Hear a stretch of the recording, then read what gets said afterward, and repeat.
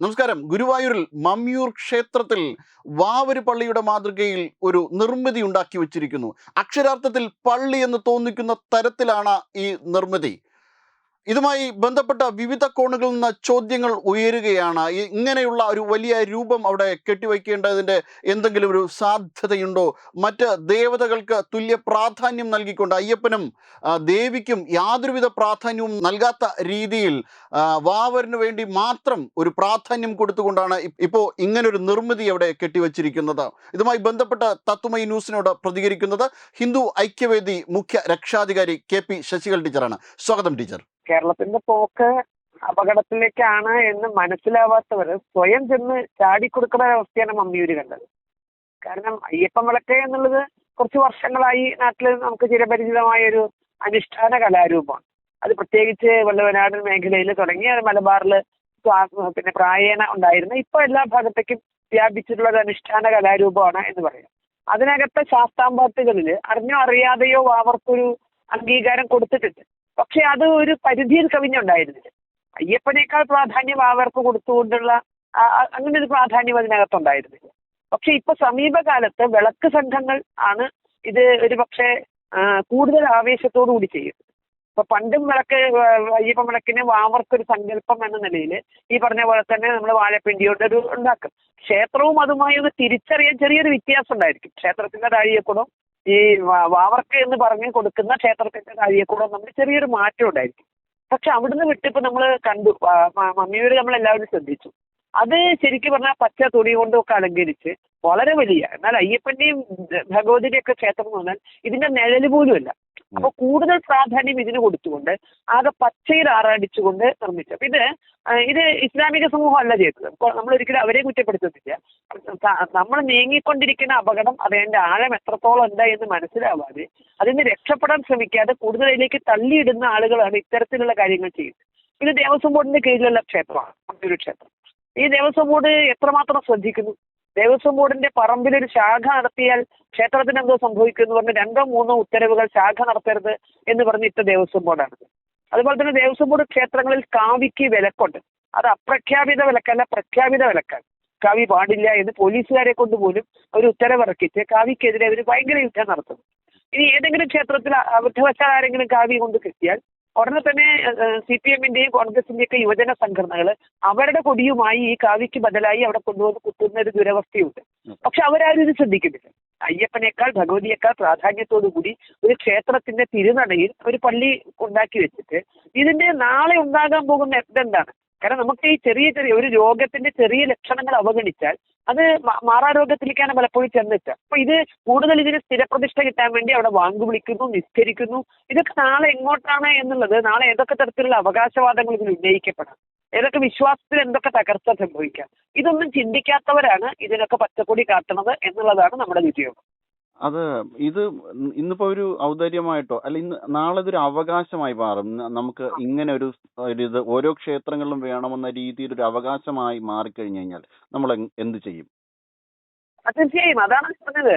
ഈ രോഗലക്ഷണങ്ങളെ അവഗണിക്കരുത്. കാരണം നാളെ ഇത് ഏത് നിലയിലേക്കാകുമെന്ന് നമുക്ക് പറയാൻ സാധിക്കില്ല. ഇന്ന് നമ്മൾ വാഴപ്പിണ്ടി കൊണ്ട് ഇപ്പൊ നമ്മള് മറ്റേ തിരുപ്പറംകുன்றത്തിന്റെ കഥ നമ്മൾ അനുഭവിച്ചുകൊണ്ടിരിക്കുകയാണ്. അത് വേണ്ട സമയത്ത് നമ്മൾ അന്ന് സൂചി കൊണ്ട് എടുക്കാമായിരുന്നു.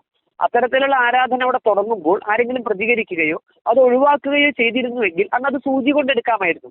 ഇപ്പൊ അത് തൂമ്പ കൊണ്ട് പോലും കോരിയെടുക്കാൻ ഭരണകൂടം അനുവദിക്കാത്ത ഒരു ദുരവസ്ഥയിലാണ് ഇപ്പോൾ നിൽക്കുന്നത്. അവിടെ ഇപ്പൊ അതിന്റെ മുഴുവൻ എരയുമാക്കപ്പെട്ടത് ആ മലയുടെ അവകാശികളായ, അല്ലെങ്കിൽ ഒരുപക്ഷെ സംഘകാലത്തോളം പഴക്കമുള്ള ആ മുരുകക്ഷേത്രവും അതിന്റെ ഭക്തരുമാണ് അപമാനിക്കപ്പെട്ടുകൊണ്ടിരിക്കുന്നത്. ഇതേ അവസ്ഥയിലേക്കാണ് നാളെ നമ്മുടെ ക്ഷേത്രങ്ങൾ മാറാൻ പോകുന്നത്. അതുകൊണ്ട് തന്നെയാണ് ഇതിപ്പോ ചോദിക്കുന്ന ആളുകൾ വാഴപ്പിണ്ടിയല്ലേ നാളെ പൊളിച്ചു കളഞ്ഞാൽ പോവില്ലേ? പക്ഷെ പൊളിച്ചു കളഞ്ഞാൽ പോവാത്ത വിധത്തിൽ മനുഷ്യരുടെ മനസ്സിലേക്ക് ചില വിശ്വാസങ്ങൾ ഇതിൽ കോറിയിടുന്നുണ്ട്. അത്തരം കാര്യങ്ങളെ ശ്രദ്ധിച്ചേ മതിയാകും. അല്ല, തീർച്ചയായും വേണ്ടി നമ്മൾ ഇത് ചരിത്രത്തിൽ തന്നെ വലിയ പാഠങ്ങളുണ്ട്. ഇങ്ങനെ ഈ ഔദാര്യങ്ങൾ കൊടുത്തുകൊണ്ട് ഇപ്പം ഒരു തുർക്കിയിലെ ഒരു സുൽത്താനെ മാറ്റുന്നതിന്റെ അവകാശം അതുമായി ബന്ധപ്പെട്ട് സ്വാതന്ത്ര്യ സമരത്തിന്റെ ഭാഗമാക്കിയപ്പോഴാണ് ആയിരക്കണക്കിന് ഹിന്ദുക്കൾ കൊന്നുതള്ളപ്പെട്ടത്. ചില കാര്യങ്ങൾ ഇതിനോട് മിക്സ് ചെയ്യാൻ വേണ്ടിയിട്ട് അത് ചരിത്രത്തിൽ രാഷ്ട്രീയമാണെന്ന് പറയാം. ഇതിപ്പോൾ ആചാരത്തിനകത്തേക്ക് മറ്റൊരു മിക്സിംഗ് നടത്തി ഇത് നിങ്ങളുടെ ഒരു നിങ്ങൾക്ക് കൂടി ഇതിൽ അവകാശമുണ്ട് എന്ന് തോന്നിപ്പിക്കുന്ന തരത്തിൽ വന്നു കഴിഞ്ഞാൽ നാളെ ഇതിലേക്കും കടന്നു കയറി കൂടുതൽ കൂടുതൽ ആചാര പദ്ധതികൾ അവരുടെ ഭാഗത്തു നിന്നുണ്ടാകുന്ന തരത്തിലേക്ക് മാറിയാൽ ഇത് നാളെ എന്താ ഇപ്പൊ ടീച്ചർ സൂചിപ്പിച്ച പോലെ തിരുപ്പറംകുன்றത്തിന്റെ കാര്യം സൂചിപ്പിച്ചതുപോലെ തീർച്ചയായും നഷ്ടം ഹൈന്ദവ സമൂഹത്തിന് ഉണ്ടായിരിക്കാം. അപമാനം സഹിക്കേണ്ടത് ഹൈന്ദവ സമൂഹം മാത്രമായിരിക്കും. ഈ നമ്മൾ അങ്ങോട്ട് കാണിക്കുന്ന സഹിഷ്ണുതയ്ക്കോ സഹനത്തിനോ അല്ലെങ്കിൽ ഈ സമത്വ ദർശനത്തിനോ പലപ്പോഴും ഒന്നും തിരിച്ചു കിട്ടാറില്ല.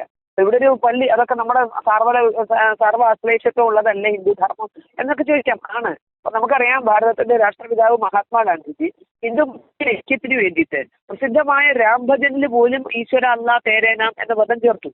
പക്ഷേ തിരിച്ചൊന്നും കിട്ടിയില്ല. ഒരു പള്ളിയിലും ആ രാം ഭജൻ ചെല്ലിയില്ല. അമ്പലങ്ങളിലൊക്കെ ചെല്ലുന്നതിൽ ഈശ്വര അല്ലാ തേരേനാം എന്ന് ചെല്ലിച്ചു. ഹൈന്ദവ ഭജന സംഘങ്ങളിലൊക്കെ ചെല്ലിച്ചു. പക്ഷെ ഒരൊറ്റ പള്ളിയിൽ പോലും ഈശ്വര അല്ലാ തേരേനാം എന്നുള്ള രഘുപതി രാഘവ രാജാറാം എന്നുള്ള പാട്ടിന് പ്രവേശനം കിട്ടിയില്ല. ചരിത്രത്തിൽ പാഠം പഠിക്കാൻ വേണ്ടിയല്ലേ നമ്മൾ ചരിത്രം പഠിക്കണത്. അല്ലാതെ ആർക്കെങ്കിലും ജോലി കിട്ടാൻ വേണ്ടി ചരിത്രം പഠിക്കില്ലല്ലോ. ചരിത്രം ഒരു നാളേക്കുള്ള പാഠമാണ് ചരിത്രം. അപ്പൊ അത് പഠിക്കുന്നില്ല എന്നുള്ളതാണ് നമ്മുടെ ഇപ്പോഴത്തെ ഗതി. വന്ദേ മാതരം പോലും ഒഴിവാക്കപ്പെടുന്ന ഒരു അവസ്ഥയിലേക്ക് മാറുകയാണ് മറിച്ച് അത് ചെയ്തത്. ഇതുമായിട്ട് ബന്ധപ്പെട്ട് മറ്റൊരു കാര്യം ടീച്ചർ ചോദിക്കാനുള്ളത്, അതായത് ഇപ്പോ നമ്മൾ ഇതിലേക്ക് ഹിന്ദു പ്രത്യേകിച്ചും വളറബിൾ ആയിട്ടുള്ള ഹിന്ദു പെൺകുട്ടികൾ അങ്ങോട്ടേക്ക് മതം മാറും, അതേപോലെ തന്നെ ഇത്തരം ഭീകരവാദ സംഘങ്ങളുടെയൊക്കെ ഭാഗമായിട്ട് മാറാറുണ്ട്. പക്ഷെ നമ്മൾ ഇത്തരം ആചാരങ്ങൾ ഇതിലേക്ക് കൊടുക്കുമ്പോൾ, കാരണം ഈ ആചാരങ്ങളുടെ അല്ലെങ്കിൽ അവരുടെ കാര്യങ്ങൾക്ക് കൂടുതൽ അമിത പ്രാധാന്യം കൊടുക്കുമ്പോൾ ഇതിനേക്കാൾ വലുത് അതാണ് എന്ന് തോന്നിപ്പിക്കുന്ന ഒരു മനോഭാവം ഹിന്ദുക്കൾക്കിടയിൽ ഉടലെടുക്കാൻ ഇത് കാരണമാവില്ലേ? തീർച്ചയായും. ആദ്യം രണ്ടും ഒന്നാണ് എന്നുള്ളൊരു ധാരണയിലേക്ക് എത്തും. ഓളോ മാത്തമാറ്റിക്സ് നാട്ടിൽ തമാശയ്ക്ക് പറയാറുണ്ടല്ലോ, എല്ലാം കണക്കാം. അപ്പൊ അതുപോലെ എല്ലാം ഒന്നാണ് എന്നുള്ളൊരു ധാരണ. അതിലിപ്പോ ഈ പറഞ്ഞ പോലെ അയ്യപ്പനും ഭഗവതിയൊക്കെ ഇവിടെ നിഴലായി നിൽക്കുകയും ഈ വാവരുടെ പള്ളിക്ക് അമിതമായ പ്രാധാന്യം കൊടുക്കുകയും ചെയ്യുമ്പോൾ കൊച്ചു കുട്ടികളാണ് അതിൽ താലം പിടിക്കുകയും ബാക്കി കാര്യങ്ങൾ ചെയ്തൊക്കെ കൂടെ വരുന്നത്. അവരുടെ മനസ്സിലുണ്ടാകുന്ന സങ്കല്പം എന്താ? അവരുടെ ഇതൊന്നും ബോധ മനസ്സിലല്ലല്ലോ, ഉപബോധ മനസ്സിലല്ലേ പലതും ഉണ്ടാവുക. ആ ഉപബോധ മനസ്സിലേക്ക് ഇതൊക്കെ എന്തോ വലുതാണ്, അപ്പോ അല്ലെങ്കിൽ ഇതിനേക്കാൾ കേമാണ് എന്ന ധാരണ ഉണ്ടാകുമ്പോൾ അവരറിയാതെ ഒരു ആകർഷണം ഉണ്ടാവുകയിലേക്ക്. പിന്നെ നാളെ മക്കൾ പോയിട്ട് കരഞ്ഞിട്ട് കാര്യം ഉണ്ടാവില്ല. നമ്മൾ പലപ്പോഴും മനസ്സിനെ മാത്രമേ നമ്മൾ ചിന്തിക്കുന്നുള്ളൂ, അതിനപ്പുറത്തേക്ക് ചിന്തിക്കുന്നില്ല എന്നുള്ളതാണ് ഇതൊക്കെ അശ്രദ്ധയോടുകൂടി കൈകാര്യം ചെയ്യുന്നത്. തീർച്ചയായും സ്വയം കുഴി തോണ്ടുന്ന ഒരു അവസ്ഥയിലേക്ക് തന്നെ ഇത് കൊണ്ടുപോകാതിരിക്കാനായിട്ട് അധികാരികൾ, ബന്ധപ്പെട്ട ആൾക്കാർ ശ്രദ്ധിക്കട്ടെ എന്ന് മാത്രമേ പറയാനുള്ളൂ ടീച്ചർ. വളരെയധികം നന്ദി ടീച്ചർ.